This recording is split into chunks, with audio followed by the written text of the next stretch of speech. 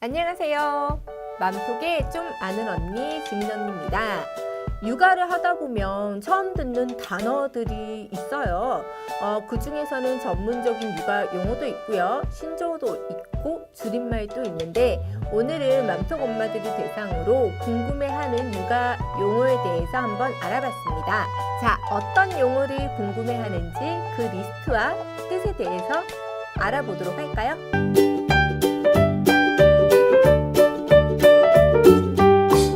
우선 임신했을 때 처음 듣는 낯선 궁금한 용어에 대해서 먼저 알아보겠습니다. 자, 그 첫 번째 토덧 그리고 먹덧입니다. 입덧은 많이 들어보셨죠? 그런데 토덧, 먹덧 들어보셨나요? 입덧이라는 거는 이제 음식 냄새를 맡거나 하면은 속이 메스껍고 구토 증상이 나는 것들을 입덧이라고 하죠. 이때 구토 증상이 심하면 토덧이라고 하고요. 오히려 먹어야지만 속이 편안해지는 경우가 있어요. 이런 경우를 먹덧이라고 합니다. 자, 그 두 번째 임당검사. 자, 카페 글들을 살펴보다 보면은 임당검사 언제예요? 내일 임당검사인데 너무 두려워요. 이런 글 많이 보시지 않았나요? 임당검사는 임신성 당뇨 검사를 줄임말인데요. 임신 6, 7개월 정도에 이 검사를 진행합니다. 임당 검사에 대한 자세한 내용은 링크를 클릭하시면 보실 수 있습니다. 자, 궁금한 임신 용어 세 번째는 경산입니다. 임신을 하고 처음 병원에 가면은 아마 물어볼 거예요.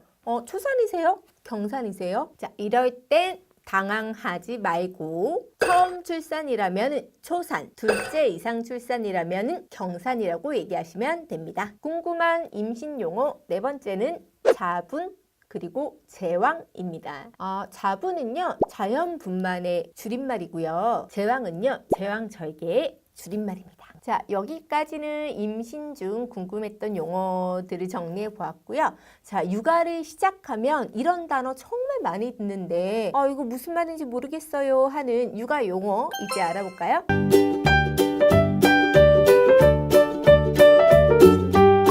자, 육아를 시작하면 듣게 되는 낯선 용어 그 첫 번째는 바로 영아산통입니다. 이건 정말 괴로운 용어예요.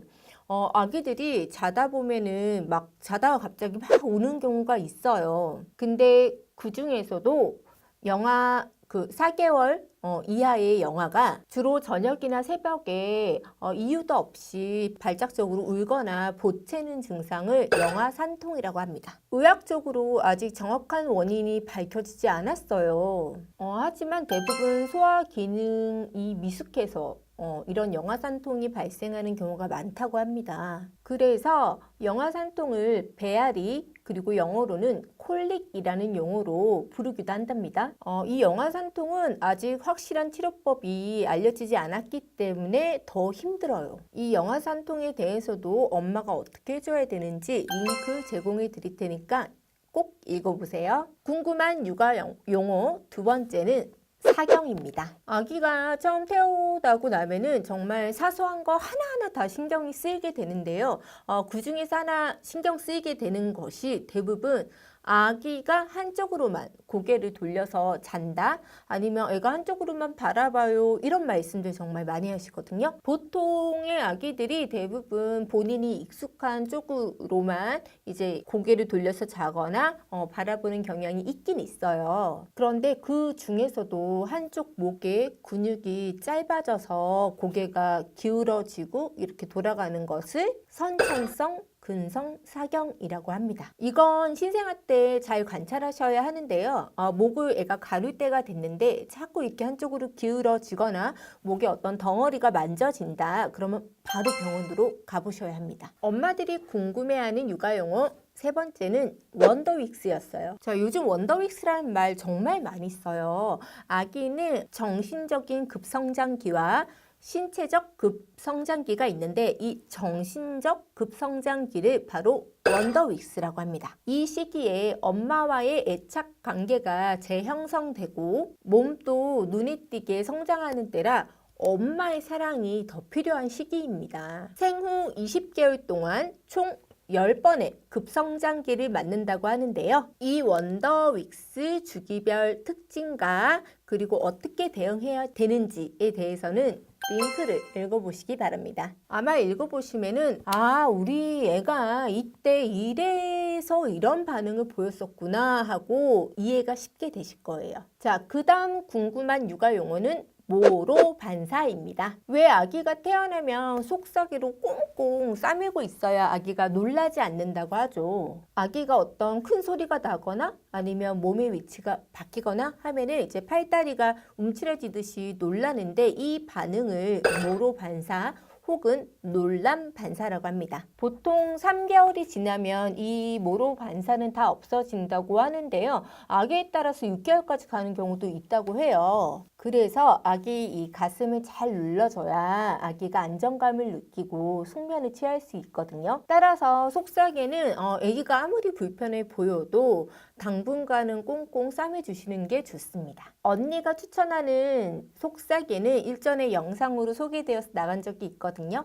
해당 영상 확인해 보시기 바랍니다. 자, 그 다음에 궁금해하셨던 육아 용어는 스와드럽, 스와들미입니다. 자, 속삭이 종류 중에 하나예요. 이제 과거에는 이렇게 사각형 속삭이로 아기들을 감쌌었는데 요즘에는 이렇게 아기 이제 누워 있는 팔 이렇게 든 모습 그대로 보낭에 그대로 감싸는 속삭이가 있어요. 그 보낭형 속삭이가 바로 스와들업이고요. 아기가 손은 내밀고 앞만 이렇게 고정시켜주는 형태가 스와들미입니다. 자, 맘톡 에디터에 국민 속삭이 4종 전격 비교 컨텐츠 링크 남겨드릴 테니까 클릭해서 들어가 보시고요. 자, 그 다음 궁금해하셨던 용어는 수유와 관련된 용어인데요.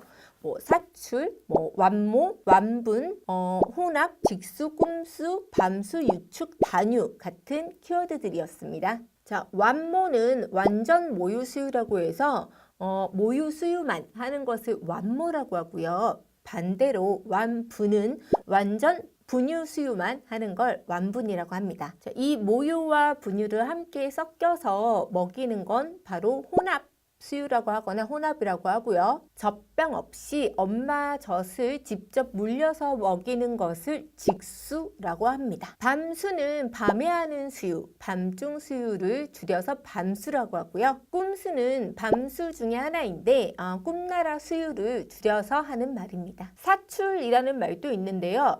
사출은 모유의 양이 너무 많아서 이제 모유가 젖에서 뿜어져 나오는 것을 사출이라고 합니다. 사실 모유 수유와 관련된 용어들은 이 외에도 전몸살, 유선염, 유두분열, 유두혼동 등 너무너무 많아요. 관련해서 링크 제공해 드릴 테니까 꼭 한번 읽어보세요. 자, 그 다음 궁금해하는 육아 용어는 도치맘이었습니다.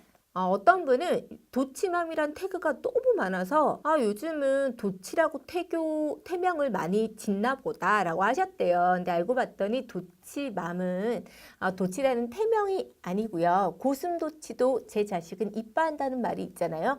이에 비유해서 이제 내 자식이 너무 예뻐 보이는 엄마들을 도치맘이라고 얘기를 한답니다. 자, 그 이외에도 많은 이제 궁금해하는 육아 용어들이 있었었는데요. 키카, 키즈카페의 줄임말, 문센, 문화센터의 줄임말, 육아 출근의 줄임말 육출, 그리고 육아 퇴근의 줄임말 육퇴, 조리원 동계의 줄임말 조동, 이런 것들이 있었습니다. 자, 이 이외에도 엄마들이 궁금해하는 육아 용어들이 정말 많아요. 퍼벅법이라든지 이 수면 교육의 한 방법이거든요. 안누법이라든지 똑개 육아라든지 요즘 엄마들은 다 똑똑하셔가지고 이런 육아 용어들이나 육아법에 대해서 너무 잘 아시고 또 계속 알려고 노력하시더라고요. 저는 학교 졸업하면은 공부는 끝일 줄 알았는데 엄마가 되고 나서도 정말 끊임없이 공부를 해야 한다는 사실을 깨달았습니다. 저는 이제 육아를 벗어났기 때문에 요즘에 아이와 대화를 하기 위해서 NFC, 렉, 퀘스트 이런 게임 용어에 대해서 열심히 공부하고 있거든요. 자, 엄마 아빠들 모두 화이팅 하시고요. 이상 맘속의 지민 언니였습니다. 저희 유튜브 구독하기 꼭 눌러주셨죠? 그럼 다음 시간에 뵙겠습니다.